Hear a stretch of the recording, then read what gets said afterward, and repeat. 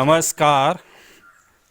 हैदराबाद स्थित व्यसन मुक्ति अभियान के सहयोगी श्रीमती जयाबेन नेमजी कक्का, मुंबई स्थित सक्रिय कार्यकर श्रीमती ज्योतिबेन सूर्यकांत कक्का, सहयोगी दाता श्रीमती वंदनाबेन प्रवीणभाई कक्का, धर्मनिष्ठ श्रीमती उषाबेन गिरीश कक्का, मातुश्री अमृतबेन दामजी कक्का, समस्त परिवार बैराजावाला की ओर से आज के संदेश कार्यक्रम में बात करेंगे। विश्व भर में कोरोना महामारी का संकट पैदा होने के बाद प्रत्येक देश की सरकार महामारी के संकट से बचने के लिए हर संभव प्रयास कर रही है। प्रजाजन इस महामारी से बचने के लिए जागरूक होकर के सरकार श्री के नियमों का पालन कर रहे हैं।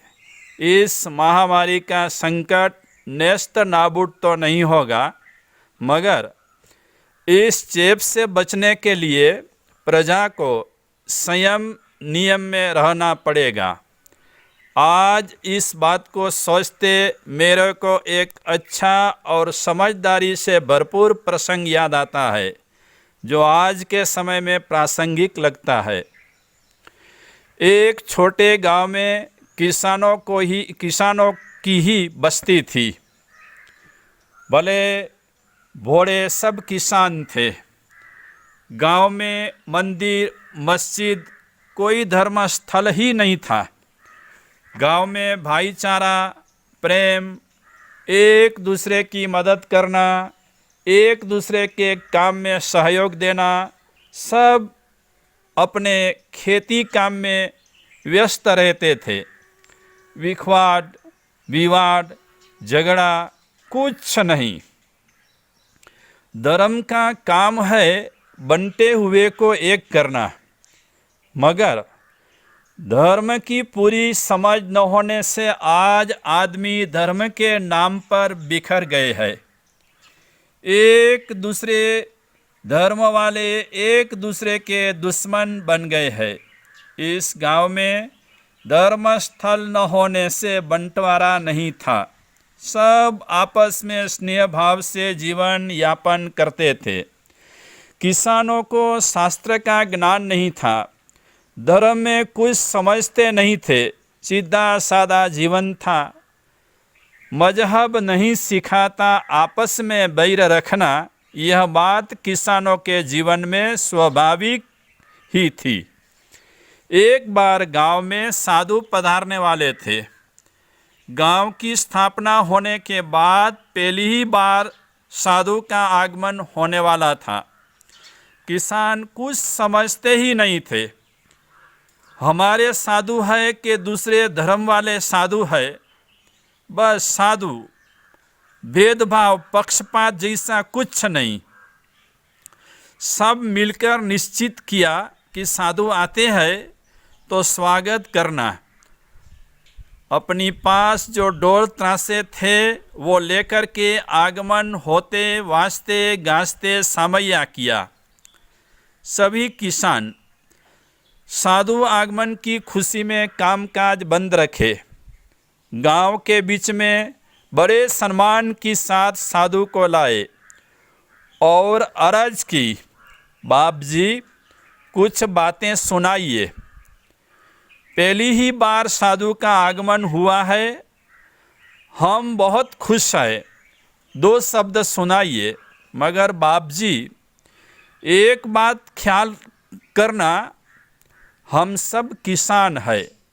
धर्म, कर्म, नियम, शास्त्र, भगवान के विषय में ज़्यादा कुछ नहीं जानते।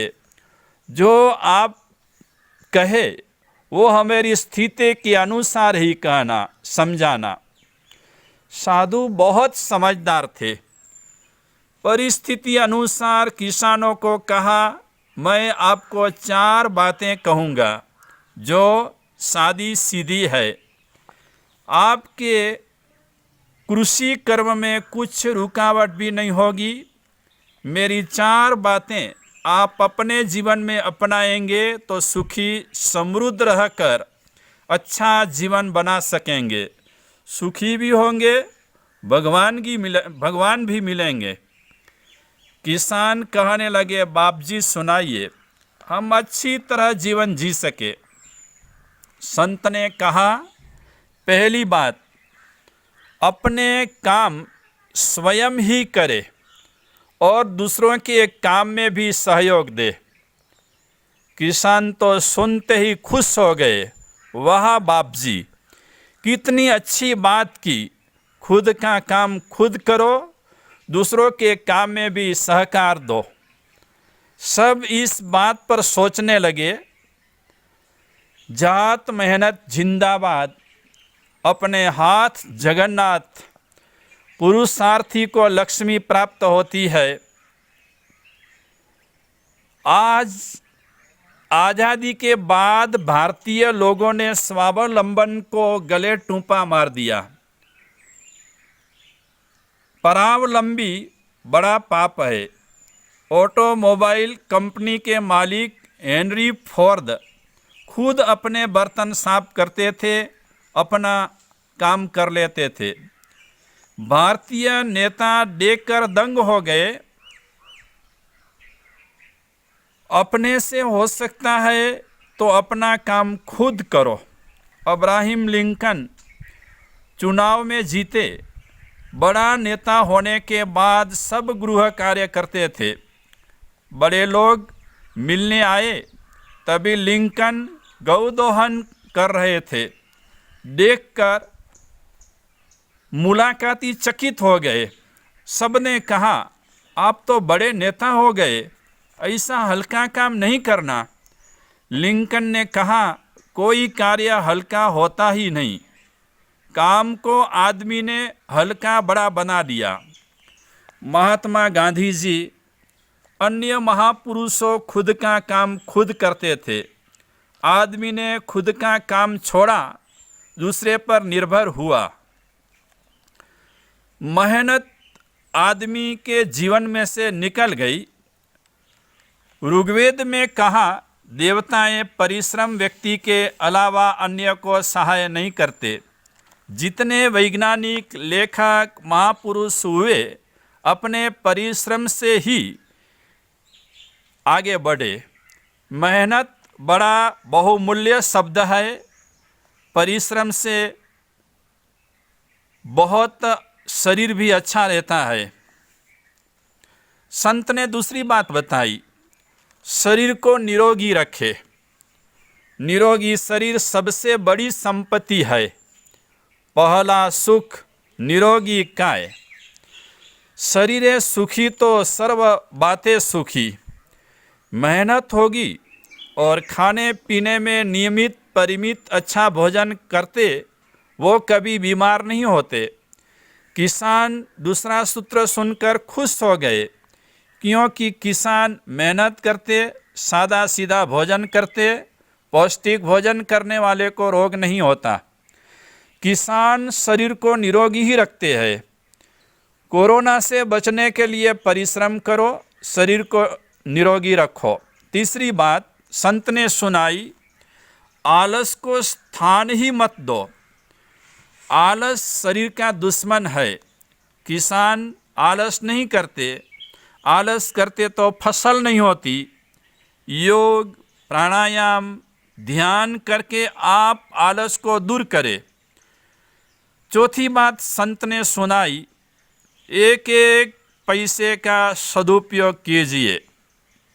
ताली बजा के सब किसानों ने चारे बातें प्रेम से सुनकर खुश हुए। आज की परिस्थिति में पैसे की बचत करने जैसी है। किसान को मालूम है फसल तैयार करने में कितनी मेहनत करनी पड़ती है। पैसा मेहनत से मिलता है। पैसों की बचत करना बहुत ज़रूरी है। यह 4 बातें सबके लिए बहुत अच्छी है, केवल किसानों के लिए ही नहीं, सब आदमियों के लिए, मानव समाज के लिए 4 बातें बहुत उपयोगी है। मेहनत करे, शरीर को निरोगी रखे, आलस को भगाए, एक एक पैसे का सदुपयोग करे। कोरोना महारोग को भगाने के लिए परिश्रम करना आवश्यक है। मेहनत कश शरीर होगा तो निरोगी रहेगा। निरोगी रखने के लिए व्यसनों से छुटकारा पाना पड़ेगा। शुद्ध सात्विक पौष्टिक भोजन करना पड़ेगा। शरीर निरोगी और मेहनत कश होगा तो आलस को भागना पड़ेगा। आलस जीवन विकास को रूंधता है। आलस को फरकने ही नहीं देना। आपकी मेहनत की कमानी है, एक एक पाई का सदुपयोग करे, फिजूल खर्च पर पाबंदी लगाए। कोरोना की वजह से लोगों को समझ आई फिजूल खर्चे कितने बढ़ गए हैं। कोरोना ने फिजूल खर्च पर रोक लगाई। आज के परिप्रेक्ष्य में ये 4 बातें बहुत काम लगेगी। ऐसा अमूल्य खजाने जैसी यह 4 बातें हैं। सबका शुभ हो, लाभ हो।